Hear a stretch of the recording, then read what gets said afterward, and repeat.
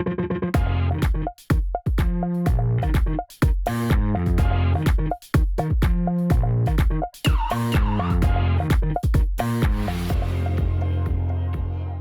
à tous et bienvenue sur Mosaïque Cristal.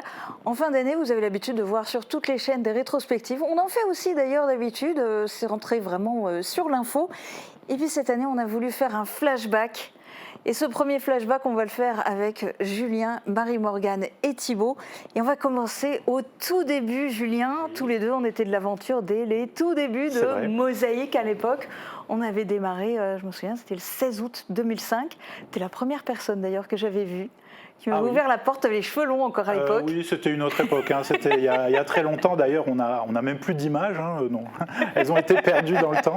Oui, on n'a pas voulu les montrer. C'était il y a vraiment très longtemps et on partait de rien. On est arrivé dans un open space complètement vide.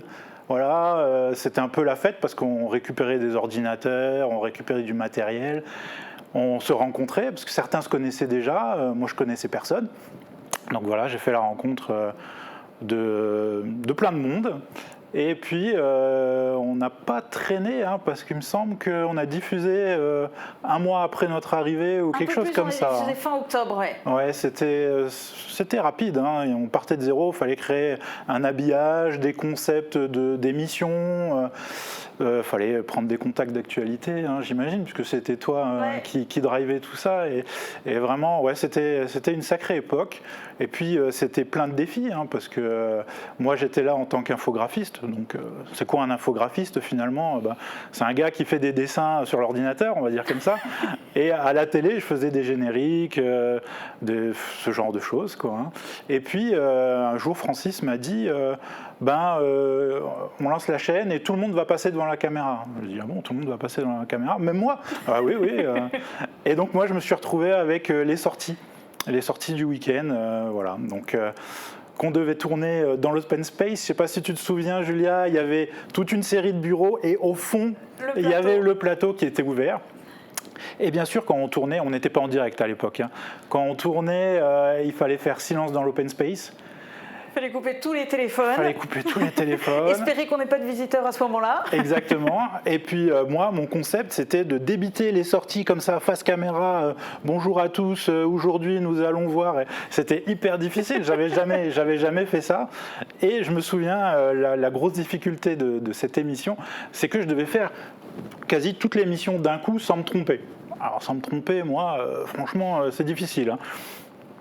Et en plus, il y avait la pression parce que tout le monde dans l'open space devait faire silence, donc devait arrêter de travailler plus ou moins. Donc tout le monde entendait tout.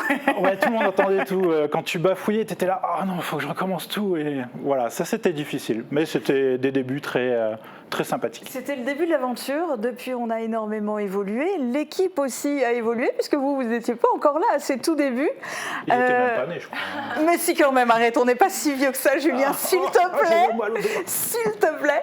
Et il y a eu une époque aussi, alors ça, il faut qu'on fasse un bond dans le temps. Ouais. Je crois que c'était 2018, juste après la fusion Mosaïque TV Cristal. Quand on est devenu Mosaïque Cristal, on s'est lancé dans de la com. Il fallait qu'on le fasse savoir qu'on avait fusionné. Ah oui, là on a fait un gros bond, mais on est passé du début de Mosaïque au début de Mosaïque Cristal.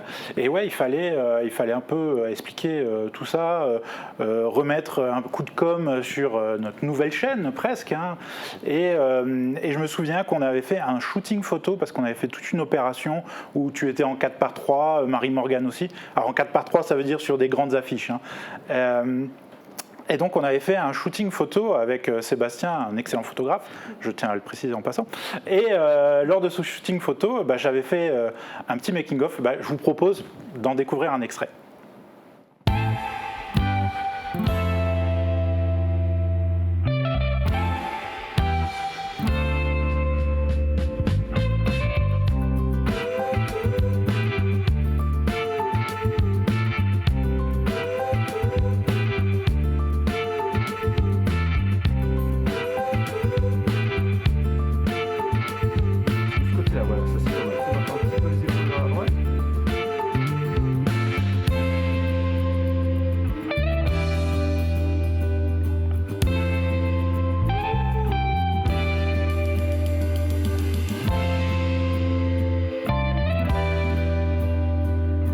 Ah bah c'était très mouillé.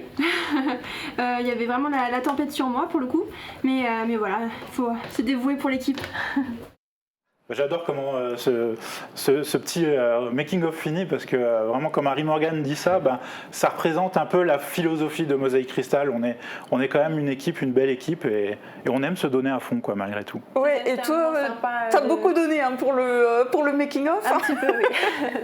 C'était pour illustrer notamment les duplex qu'on fait et parfois on est dans des situations comme ça, on est à l'extérieur en direct, parfois il pleut, il neige, il y a du vent, donc on doit s'adapter et quand même garder le sourire et donner les infos. Donc, il y a des galères et il y a aussi parfois des galères de timing quand on doit être en direct à midi et que en fait ça se passe pas tout à fait comme prévu. Tu l'as vécu hein? C'est ça. Par exemple dernièrement il y avait un duplex avec des agriculteurs et l'événement se déroulait un tout petit peu après, donc il fallait quand même sortir quelque chose pour midi. Donc je suis montée dans un tracteur et j'ai fait l'interview dans un tracteur et puis on peut voir ça bouge forcément et j'ai dû tenir le téléphone à bout de bras et il faut savoir que j'ai fait le montage aussi dans le tracteur et c'est pas très évident de monter sur un petit téléphone quand ça bouge dans tous les sens, mais on a quand même réussi hein, donc voilà, non, en duplex on a toujours des bons souvenirs. Et il y a des trucs super rigolos aussi. Moi, je me souviens, mais je crois que c'était dans un duplex d'ailleurs. Il n'y a pas une histoire de faire la voix de la poule? Et oui, parce que parfois, il faut être un peu imaginatif pour rendre les sujets un peu intéressants, originaux, etc. Et oui, c'était une idée d'un ancien journaliste, Valentin, qui était là. Et c'était sur l'installation d'un poulailler à Beach. Et il m'a dit, tiens, est-ce que tu ferais pas la voix de la poule pour lui donner la parole? Parce que finalement, c'est les principales concernées. Donc, mais je crois qu'on a un petit extrait d'ailleurs qu'on peut regarder. C'est l'heure du déménagement. Aujourd'hui, ces 9 poules, poulettes et coqs de race meusienne quittent leur petit poulailler de l'atelier municipal de Beach. C'est un grand jour pour moi.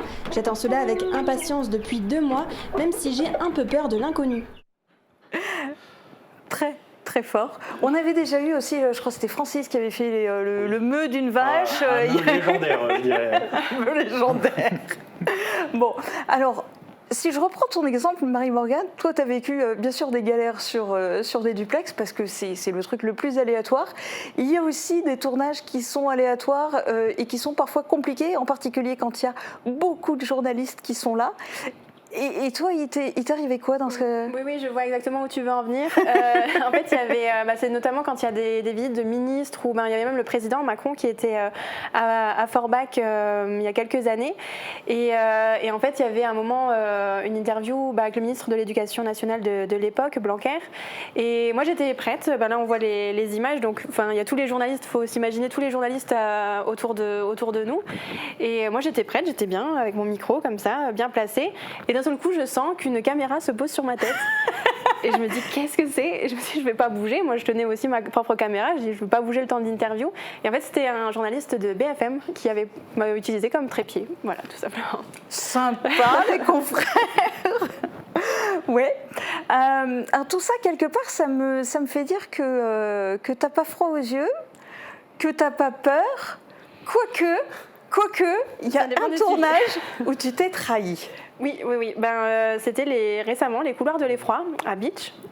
Du coup, ça tombait pendant mon week-end où je devais travailler. Donc, je m'en doutais. Je voyais le week-end arriver et je me suis dit, ça va être pour moi les couloirs de l'effroi. Et il faut savoir que c'est quelque chose qui me fait très peur. En fait, j'ai du mal avec les personnes qui sont masquées ou qui sont très maquillées, que je ne les reconnais pas. Ouais, les films d'horreur, c'est pas ton truc, quoi.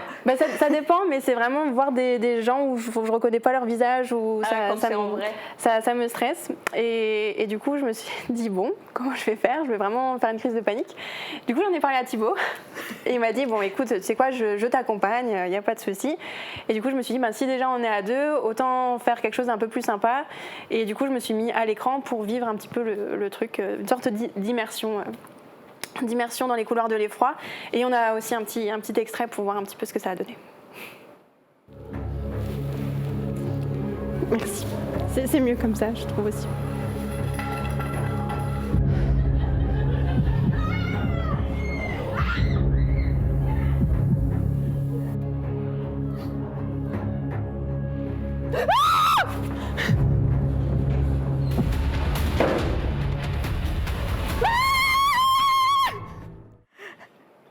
Et il faut savoir, parce que oui, j'ai accepté avec grand plaisir de l'accompagner pour la soutenir, c'est que l'extrait où il y avait justement la fille qui était derrière elle, vu que je savais qu'elle était derrière, j'ai préféré ne rien dire pour justement avoir le rush. Il est pas sympa quand même, le collègue. En fait, lui, il était en train de tripoter sa lumière. Oui. Et du coup, moi, c'est pour ça que j'attends de voir qu'est-ce qui se passe. J'attendais qu'il me donne le top pour que je puisse parler. Je dis, qu'est-ce qu'il fait?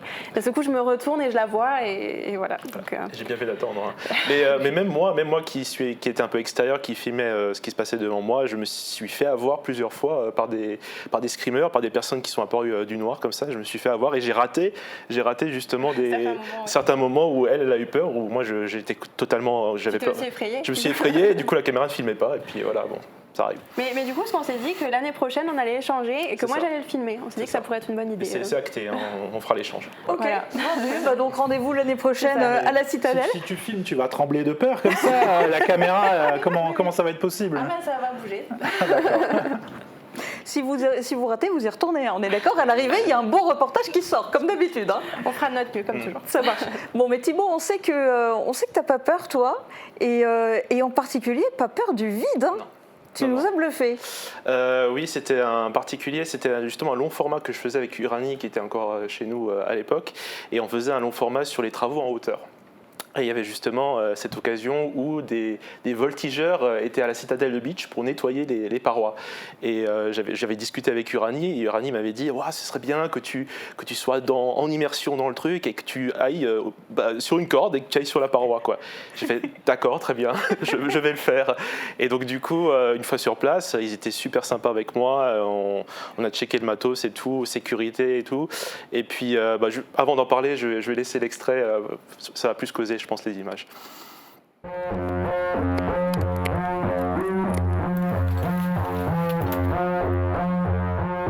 À les voir faire, l'opération semble facile, presque sans entrave. Pourtant, ils exercent l'un des métiers les plus dangereux du monde, cordistes. Avant la descente dans le vide, ces voltigeurs suspendus misent tout sur la sécurité et l'équipement.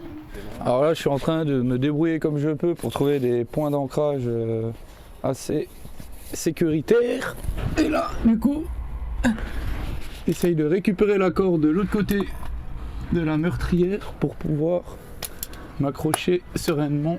Donc on est obligé d'avoir 2 cordes par personne. Une corde de travail, c'est une corde sur laquelle on est en tension. C'est la corde qui supporte notre poids. Et la corde de sécurité, c'est avec un anti-chute mobile.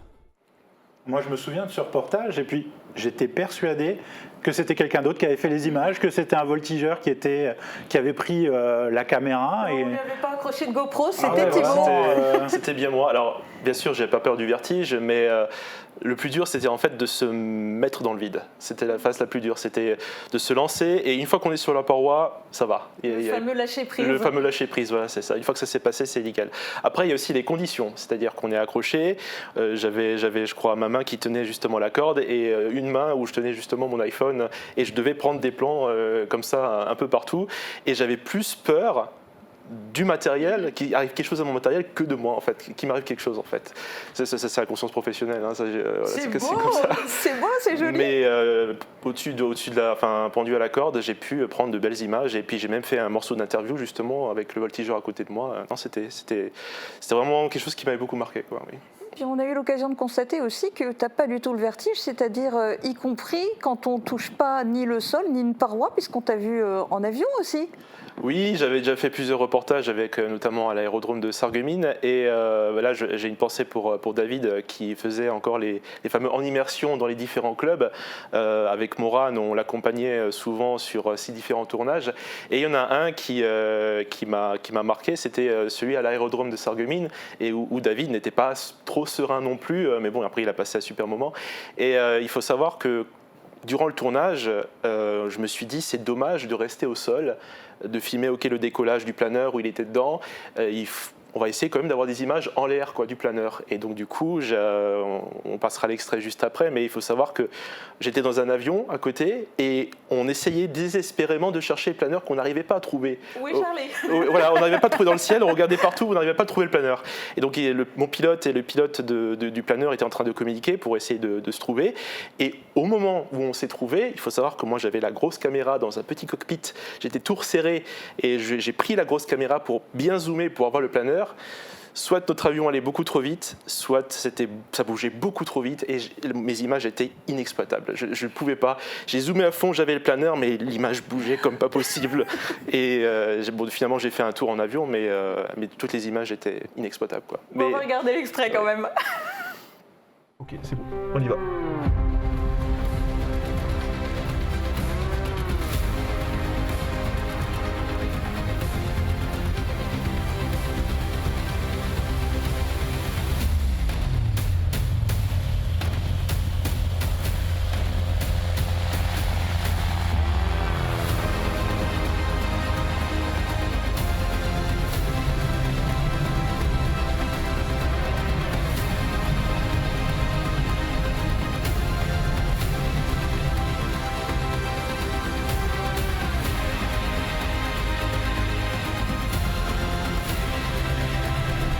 Je suis comme un gosse. Arrête, tu vois, ça va être joli.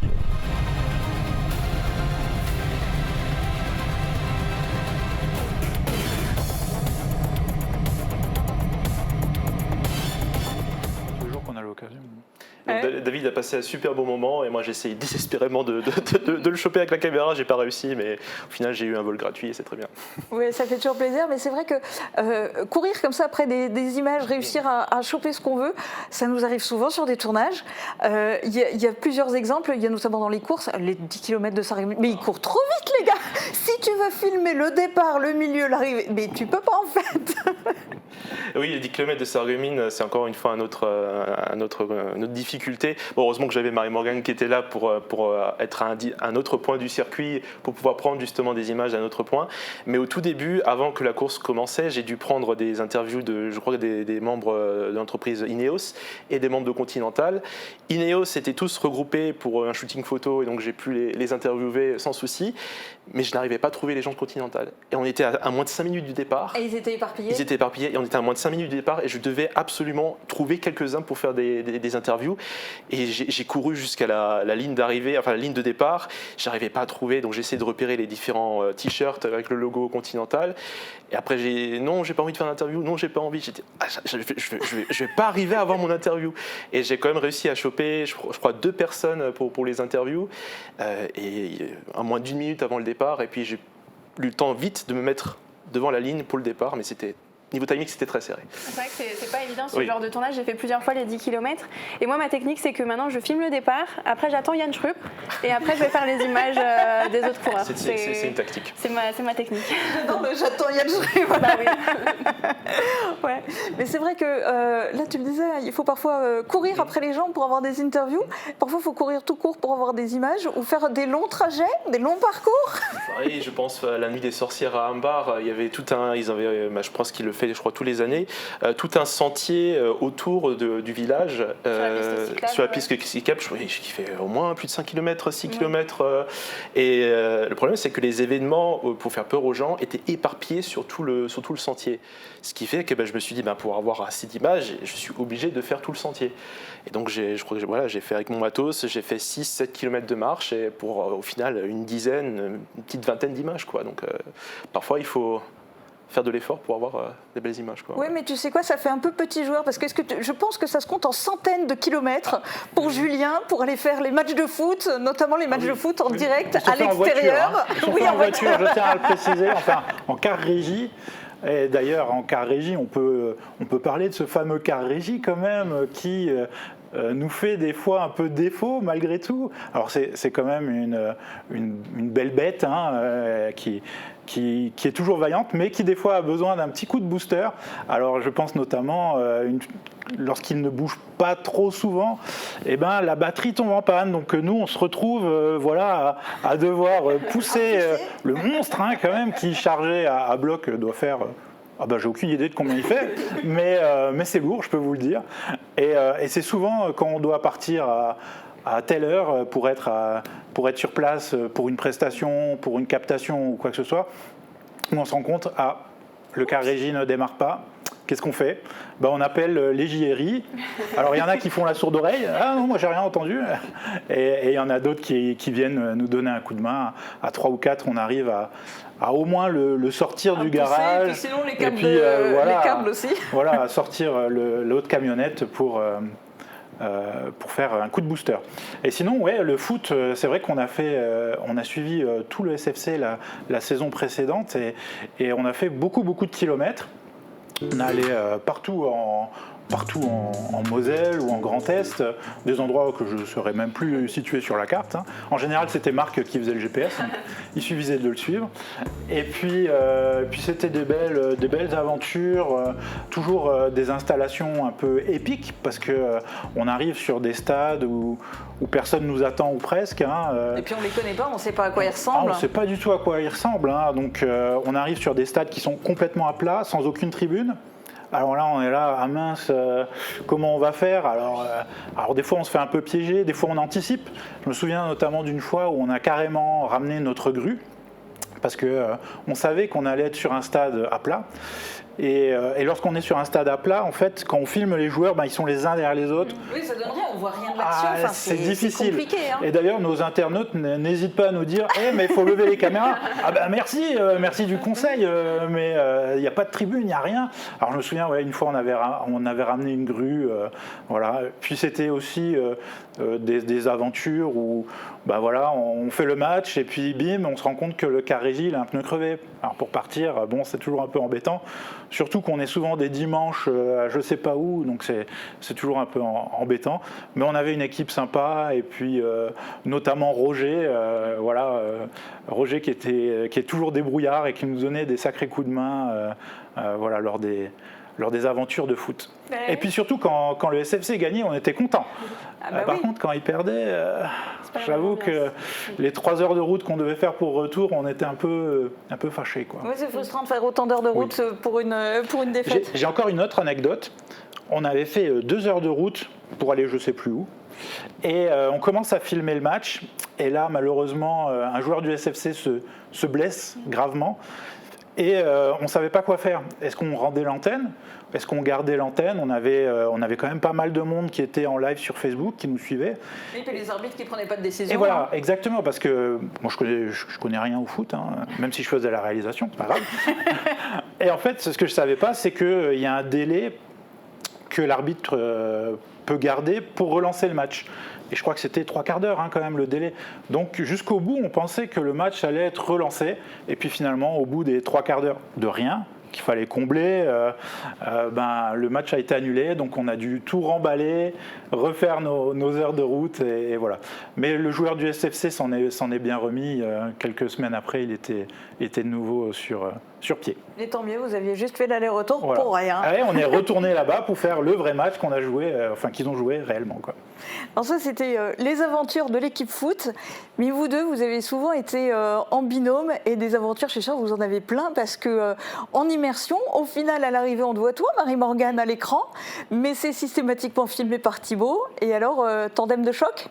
Oui, ça a toujours des belles aventures. L'idée de base de cette émission, c'était de pouvoir montrer les coulisses d'un métier en allant rencontrer les personnes chez eux, là où ils travaillent, pour voir leur quotidien et quand c'est possible aussi les aider, me mettre à leur place.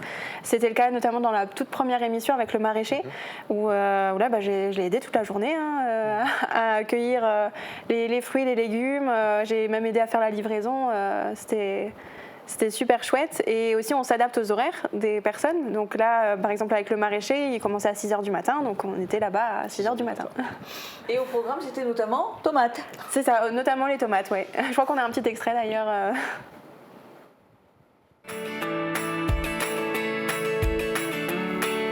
Bon, j'ai rempli ma première cagette de tomates. J'ai bien suivi les conseils de David, j'espère que j'ai bien tout fait, que j'en ai pas trop oublié. On continue. J'ai oublié une cagette.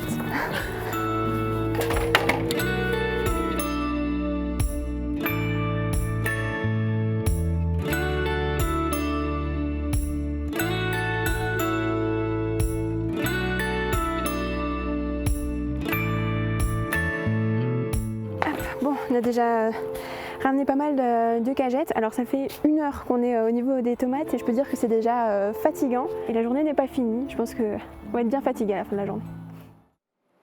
C'était un plaisir du coup du coup moi je travaillais aussi un peu vu que je prenais les images et le son, mais c'est vrai qu'elle a mis la main à la pâte toute la journée à toutes les étapes. Et puis ce qui est bien dans ces tournages, c'est qu'en termes de technique, on est un peu mis en difficulté. Et puis, il y a notamment une séquence au tout début où Marie-Morgane discute avec David Bourright, le maraîcher. Et voilà, alors il y a ce travelling arrière où il faut savoir que le sol... qui est super rapide. Qui est super rapide. Parce que... Oui, j'oublie toujours que... voilà, parfois il me dit, bon, un peu plus doucement. Mais là, ils avaient une bonne vitesse de croisière. Parce que toi, là, pendant ce temps, tu recules. Hein. Et moi, je reculais. Et en marche arrière en essayant de rester stable pour filmer, mais c'est super difficile. C'est super difficile parce que le terrain n'était pas stable, il y avait des trous, il y avait plein de gravier et ils allaient assez vite en plus. Donc moi la tactique, ce que je fais, c'est que, pour l'instant je me suis jamais cassé la figure, donc voilà, mais c'est que je mets du poids du pied de l'iPhone pour faire poids, pour faire stabilisation, et j'essaie de bouger au minimum le haut du corps et je bouge que mes jambes. Et ça a marché. Ça a marché tout le temps. Donc, mais c'est vrai que lorsque j'ai des travails comme ça, j'en avais un aussi récemment cette année avec, je crois, celle qui vient voir les personnes âgées à domicile, l'infirmière. Oui. Bon là, c'était un peu plus stable, c'était un chemin macadamé tout droit. Mais ils allaient quand même assez vite et parfois je leur fais juste signe de la main, doucement. Bon, moi je ralentis un peu, hop. Voilà. Et Thibaut est devenu pro de la marche arrière. Voilà, bon, mais il y a plein de trucs aussi qui se sont passés en immersion. Hein. Oui. C'est ça. Un des exemples que j'ai, c'est, je trouve, pour moi, un des plus mémorables, c'est avec l'armée, où j'ai pu faire la séance de sport. J'avais demandé, quand j'avais calé ça, si je pouvais faire la séance de sport avec eux, parce qu'ils démarraient avec ça le matin. Et sauf que ce qu'on ne savait pas, c'est, nous, on est arrivés le matin, on s'est dit, on pourrait avoir un petit briefing, s'installer tranquillement et tout. Pas du tout. On était directement arrivés avec eux dans la forêt, et ils partaient direct, ils nous ont pas attendus. Au quart de tour. Moi, j'ai dû enlever mes lunettes, donc je voyais plus rien. Il fallait tout de suite courir dans la forêt, et du coup Thibaut a aussi dû courir pour nous suivre, et on a couru 3 km. Et du coup on l'entend parfois un peu dans les images respirer un peu fort parce qu'il est au bout de sa vie. Mais ce qu'il faut savoir aussi, c'est qu'au bout d'un moment il m'a abandonné. Non, alors oui, pas vraiment abandonné. Tu l'as abandonné avec les militaires? Non, mais alors il faut savoir que voilà, elle avait une tenue adaptée pour courir, elle était en tenue. Moi j'avais mon jean, j'avais mes baskets, j'avais tout mon matériel audio et la caméra. Je crois que je les ai suivis, 1 km, 1 km 5, j'ai couru derrière eux. Je crois que mon pantalon, moi j'avais pas de ceinture non plus. Enfin bref, c'était une catastrophe. Et puis abandonné, j'ai vu qu'il y avait une voiture derrière qui les suivait. Et j'ai dit, je n'ai même pas prévenu Marie-Morgane, dans ma tête, je dis, je suis désolé. Je vais à la voiture, est-ce que vous pouvez m'emmener jusqu'au point d'arrivée, s'il vous plaît? Et donc, on m'a emmené jusqu'à la prochaine parcours d'obstacles. Oui, parce qu'il y a toute une partie. Du coup, moi, comme j'ai pas mes lunettes, j'ai pas remarqué qu'il était parti. Et du coup, moi, à un moment, je suis là, il est où mon cadreur? Et sauf qu'il y a toute une partie de la séance de sport que moi j'ai continué et qui n'est même pas filmée. Donc, j'ai fait ça un peu pour rien. Où j'ai rampé par terre, on a fait transport de corps, etc. Ouais. Donc, oui, mais après, il a réussi à te rejoindre et il a filmé la suite. Et d'ailleurs, on a un extrait quand tu es en plein entraînement. C'est ça. En fait, après, c'était une sorte de parcours d'obstacles. C'était le parcours d'aguerrissement, ils appellent ça. Et donc là, il faut savoir, c'est un peu comme un parcours d'acrobranche, mais où on n'est pas accroché. Et après, c'est moins haut et voilà, donc ça va. Mais il y a un obstacle en particulier qui m'a posé un peu problème, mais du coup, on a l'extrait, on peut regarder. Voilà, il s'est engagé. L'idée, vous regardez devant vous. Et en fait, ça fait les jambes qui vont aller en contact. D'accord? On ouvre bien les genoux. Et là, tranquillement. Ok? Alors, regardez, vous l'avez. Vous avez vu, vous l'avez touché. Il est à côté. Ouais. C'est bien le but de l'exercice. C'est d'accepter de se jeter. Ouais. Mais là, c'est clairement mes jambes qui... Il n'y a pas de distance. Il n'y a pas de risque, en fait. Ouais. C'est juste cette sensation. Là, ce que vous avez en face de vous, c'est votre limite. C'est ça. Hop là, c'est pas trop mal. Et voilà, vous avez vu? Naturellement, vous venez croiser. Ok. Bon. Bienvenue dans l'armée de terre française. On en parlait tout à l'heure, mais le lâcher prise, c'est pas facile. Hein. Pas facile. Ouais, c'était. Mais après, je suis contente d'avoir réussi quand même parce que il n'y a pas tout l'extrait, mais je pense que ça a duré au moins 20 minutes jusqu'à ce que j'y arrive, donc c'était pas évident, mais je suis quand même fière de l'avoir fait au final. Mais te connaissant, toi qui es fan des animaux, à mon avis, t'es beaucoup plus à l'aise quand il s'agit de tournage avec les animaux. Hein. Ah oui, clairement. Du coup, en immersion, on a aussi pu en faire plusieurs. Il y avait notamment avec une vétérinaire rurale où on a pu notamment assister à la naissance d'un veau. Donc ça, c'était vachement Il y chouette. avait aussi d'abord la séquence avec la vache. C'est ça, il y avait aussi la vache, la fameuse échographie, où quand on n'est pas prêt à voir ça, c'est quand même un peu particulier. Donc on était à côté, mais donc c'était pour faire l'échographie, et puis voilà, c'est pas comme pour les humains, hein. C'est différent. Et on a pu aussi assister, comme j'ai dit, à la naissance d'un veau, donc ça c'était aussi assez émouvant, et je crois que là on a l'extrait. Un petit extrait, oui.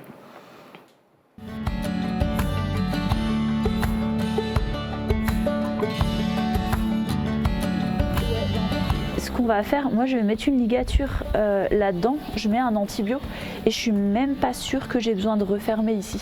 Je vais peut-être juste mettre un point pour qu'elle ne tire pas dessus. Je vais chercher ce qu'il faut.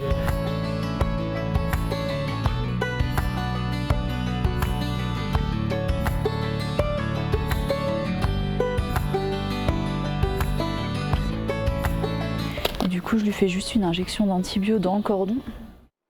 Voilà, et puis il faut savoir aussi que lorsqu'elle a fait la fameuse échographie avec les vaches, je sais que Marie-Morgane est toujours préventive, elle s'est équipée de bottes. Moi, je n'avais pas de bottes parce que bien sûr, je prévois mon matériel, mais je ne prévois pas ma tenue vestimentaire, ce qui fait que j'avais mes belles chaussures en daim durant le tournage et j'ai marché dans la boue et dans les déjections et du coup, ça m'a fallu plusieurs... Elles ont changé de couleur. Elles ont changé de couleur et plusieurs mois de nettoyage derrière, donc la prochaine fois, je pense aux bottes. Voilà. Et est-ce que tu avais la tenue adaptée quand tu as filmé les pompiers en plein exercice de feu de forêt? Non, là ça allait, il n'y avait pas besoin de tenue adaptée, mais voilà, ça fait partie des tournages avec l'armée et avec les pompiers, hyper impressionnants, où on assiste à des grandes manœuvres d'envergure, des gros exercices. Là, c'était notamment à Beach Camp, où ils avaient justement fait des exercices d'extinction de feux de forêt, et on voit tout le dispositif qui est déployé avec les pompiers. Il y avait même plusieurs officiels qui étaient présents, et en termes d'image, c'est toujours impressionnant à filmer, quoi. Il y a des tournages qui marquent par l'ampleur de ce qui se passe. Il y a des tournages aussi qui marquent par les personnalités qu'on a l'occasion de rencontrer. Tu avais envie de parler de laquelle, toi, Thibaut? Oui, c'est vrai qu'en tournage, nous, journalistes, on a l'occasion de faire des belles rencontres, rencontrer des gens qu'on ne connaissait pas, découvrir des lieux aussi qu'on ne connaissait pas.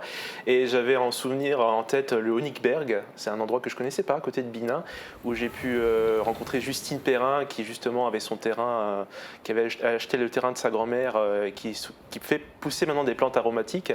Et elle vit dans une petite roulotte. Et voilà, c'était une rencontre assez émouvante et assez intéressante. Et j'étais content de la rencontrer. Alors il y avait elle, mais il y avait, je pense aussi à Monsieur Feldman qui animait la radio du lac à Putelange, ou encore une sculpteuse de pierre que j'avais filmée à Saint-Louis-les-Beach, Ouli, je ne sais plus quel est son nom de famille, bref, une sculpteuse de pierre, et c'était très intéressant de la voir à l'œuvre.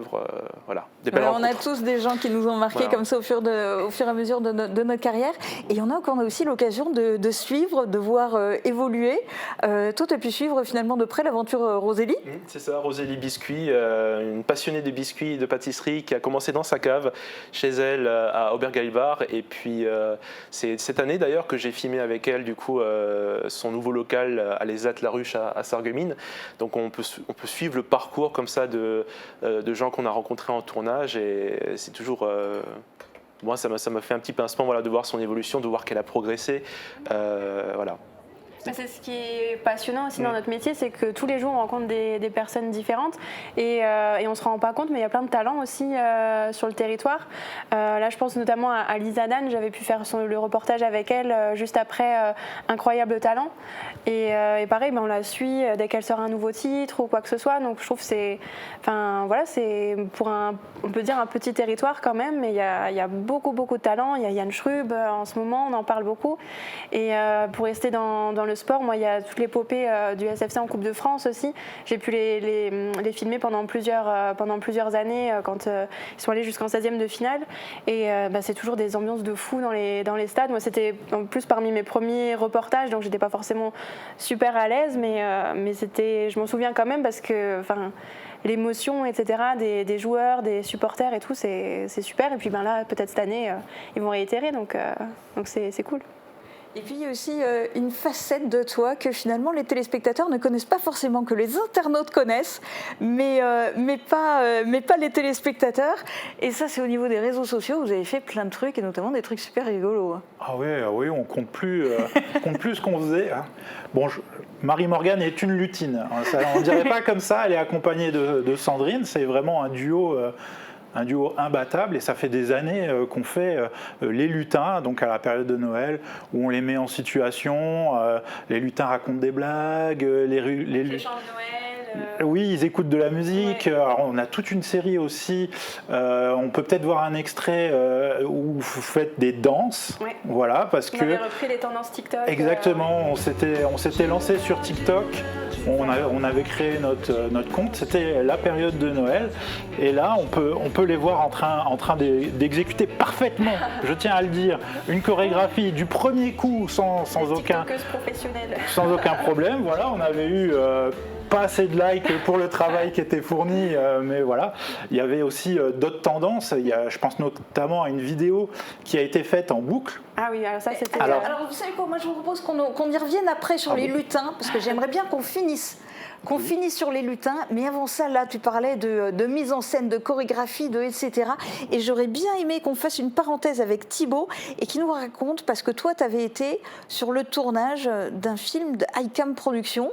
Alors là, il n'était pas question de chorégraphie, mais alors il y avait de la mise en scène de haut niveau. Hein. De haut niveau pour une équipe d'amateurs pro, j'ai même envie de dire de professionnels.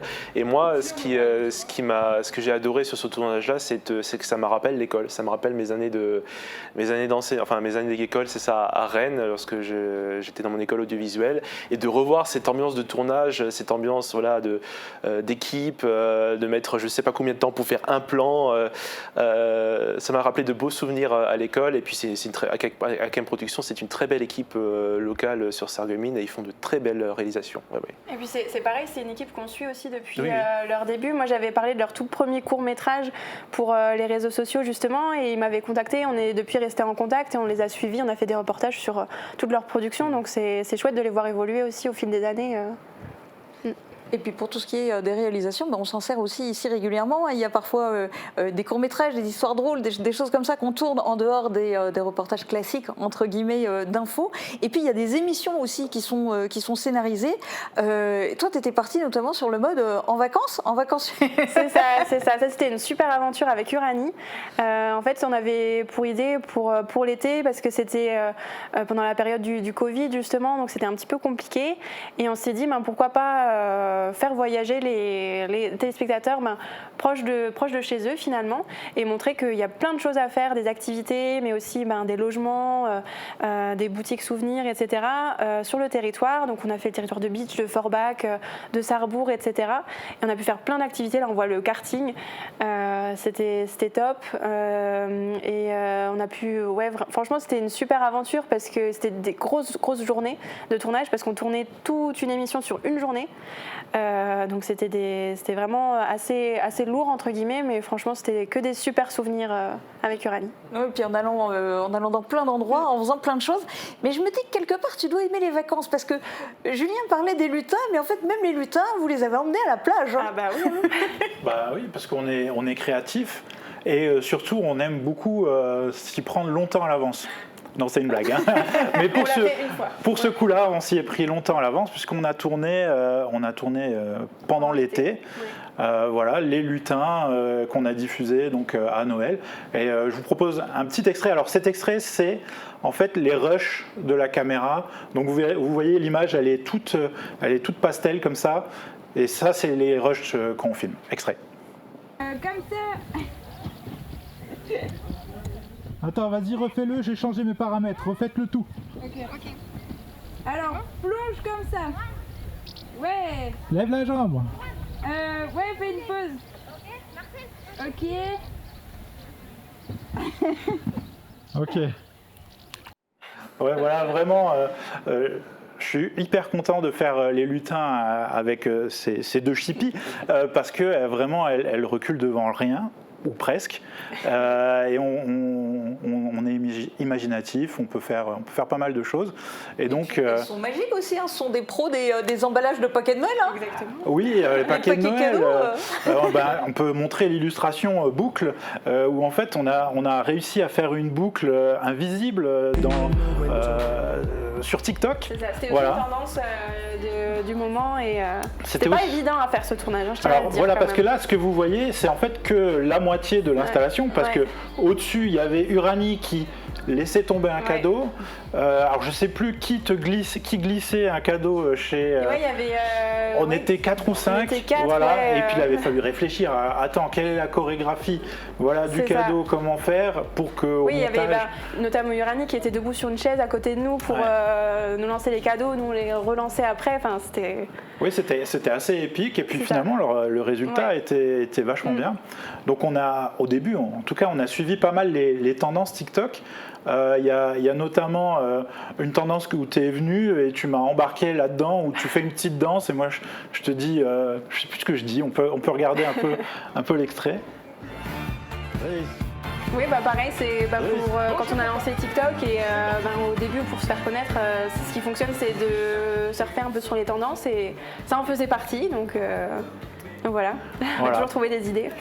Et puis maintenant, TikTok, on a encore un peu de mal, même si on a un super concept, c'est arrêter de scroller, que tu présentes. Donc, juste pour expliquer, c'est en 1 minute, on vous donne les 3 infos de la semaine, qui sont assez sympas, c'est bien présenté, c'est illustré et tout. C'est tout rapide, hein, vous avez juste 1 minute, donc abonnez-vous, cliquez des likes. Et puis après, on peut parler aussi un peu d'Instagram, où on a vraiment pas mal de... Montre toutes les coulisses de la chaîne, montrer un petit peu ce que les téléspectateurs ne voient pas, mais toute la préparation, que ce soit pour des reportages, les coulisses du plateau, etc. Voilà. Et puis on a Facebook, 72 000 abonnés, c'est pas mal, moi je trouve. Et puis beaucoup de personnes qui nous suivent sur Facebook. Donc j'ai une petite question pour vous. Quelle est, à votre avis, la vidéo qui a fait le plus de vues cette année sur Facebook? Cette année? Ouais. C'est compliqué. C'est dur, hein. Je vous le dis tout de suite, vous ne trouverez pas. C'est pas le maçon encore Alors non, le maçon.